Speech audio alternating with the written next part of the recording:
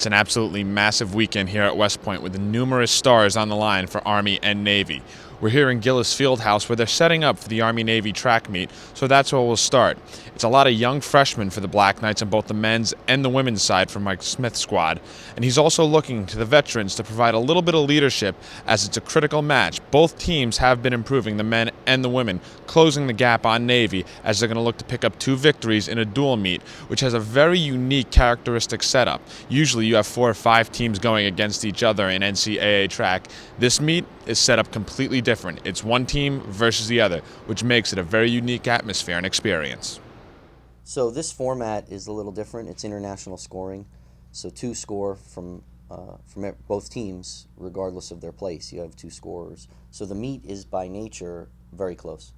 And we haven't, on the men's side, we haven't been very competitive in the last 6 years. We haven't won it. So we'll need quite a bit of depth to step up in order for us to be successful. And our stars, our talent is going to have to win some events. The scoring is 5-3-2-1, so you really benefit from having people who can score 5 points. And we've got some people who can do that, and they just have to do that. And we're counting on some of the veterans, and we're also counting on some of the unknowns, some of the younger guys. And the veterans, they're outnumbered by the freshmen and the sophomores. And I don't know that there's much that they can do other than lead by example. And I think they've done that all year. So I think people will follow the example that they've set.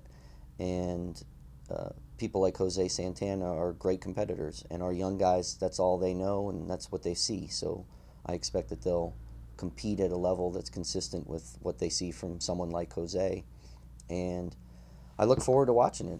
Our young guys have never been to the meet before, so I think they'll just get in there and compete pretty hard. So I'm looking forward to seeing that. And on the women's side, the same is true. It's new for almost everyone. Over half of our roster is made up of freshmen. So the expectation is that they go in and just do their best, and we'll continue to build from there. But I think we can be very competitive with both teams.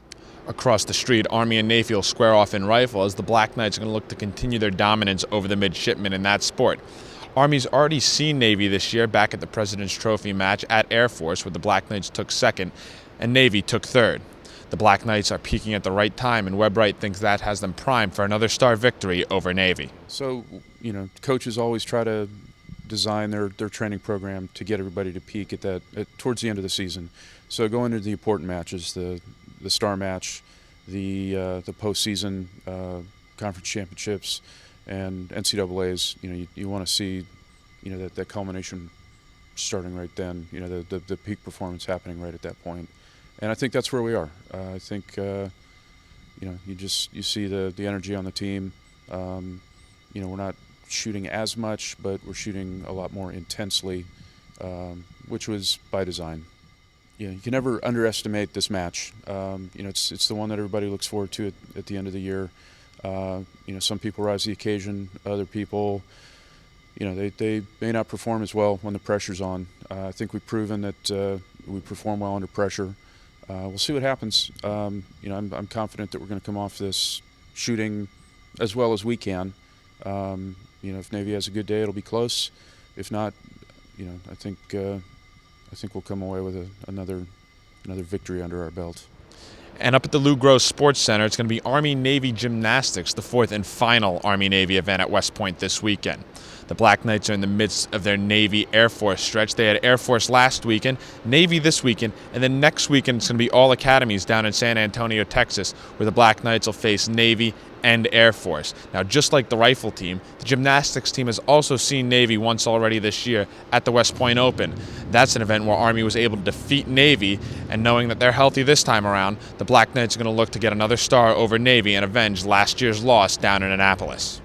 It's always good to be home, and we're ready. So the guys look good. We're strong. The format of the meet is going to be advantageous to us as well. So I'm optimistic we're going to do a good job.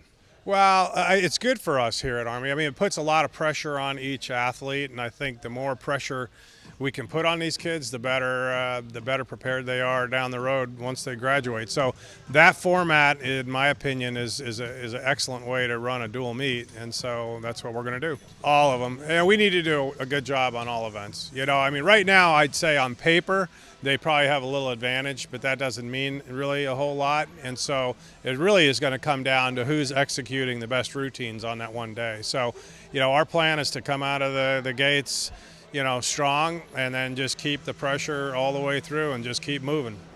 Now, believe it or not, it's not just Army and Navy events at West Point this weekend. Other teams are in action at home, including both the men's and women's tennis team at the Lichtenberg Tennis Center. We'll start with the men, as they're coming off a strong performance in the first 2 matches of the spring, where they picked up wins over Sacred Heart and Marist. But this week, the competition gets tougher, highlighted by 3 matches, including the one against Yale, a team that Jim Poling believes can be in the top 25 by the end of the year. I thought we played well. I thought we fought hard, and everybody got a chance to play in the lineup, and so we beat Sacred Heart in the morning, which was good, but we played extremely well in the afternoon against Marist. Marist is a strong team, and they're actually ranked ahead of us, and to beat them 4-2 is a good start. So we were pleased. Well, we want to work hard in the doubles, play well in the doubles, play aggressively, and just grind with all 3 of these teams. These are good teams. Yale is this is the best team they've had in about 10 years, and they're going to be a top 25 team, I'm pretty darn sure. So that's going to be a great match for us. Furman is very good from Greenville, South Carolina, and they got some fighters and some very tough guys. And then Loyola Marymount from California coming in. It's fantastic. So we're going to have 3 good matches in 3 days. It's going to be actually in 2 days, and we're excited. Our guys are pumped up. I'm pumped up. We'll see exactly where we stand with the national teams. The women's tennis team was on the road last week, and they returned home for the first time since the fall, as they'll look to pick up a couple of wins, as they have multiple matches this weekend. Now, Paul Peck thinks there's 2 big keys to the non-conference slate. 1, keep everyone healthy and ready to go for Patriot Leagues. And another way to get them ready for Patriot Leagues, develop a lot of depth by getting a lot of young players experience and playing time. Well, I've been encouraged by what I've seen so far. At the NJIT tournament and up at Cornell, I thought the team played at a pretty high level for this early in the season. So, we're going to try to spread the team around a little bit, get a lot of people some playing time, and really figure out, what we need to work on so we're prepared for the conference part of the season. Well, it's a long season, and, I found that the team that's the healthiest at the end of the season is the team that does the best in the tournament. And, the way things are nowadays, the players, because they play at a high level and the game's at a faster pace than probably it was back when I played, there's an opportunity for them to get hurt.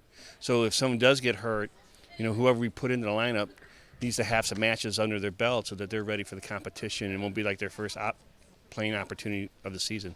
They'll all have some match toughness in them, so they're ready to go against anybody. Both basketball teams will be in action as well this weekend, both taking on the Loyola Greyhounds. The women will be at home on Saturday, while the men will be on the road down in Baltimore, Maryland. And the Black Knights hockey team will take on one of the best teams in Atlantic hockey. It's going to be a clash of 2 top 4 teams in the conference when the Black Knights travel up to Buffalo, New York to take on Canisius. That's going to do it for your weekend preview. For Night Vision, I'm Zach Daly.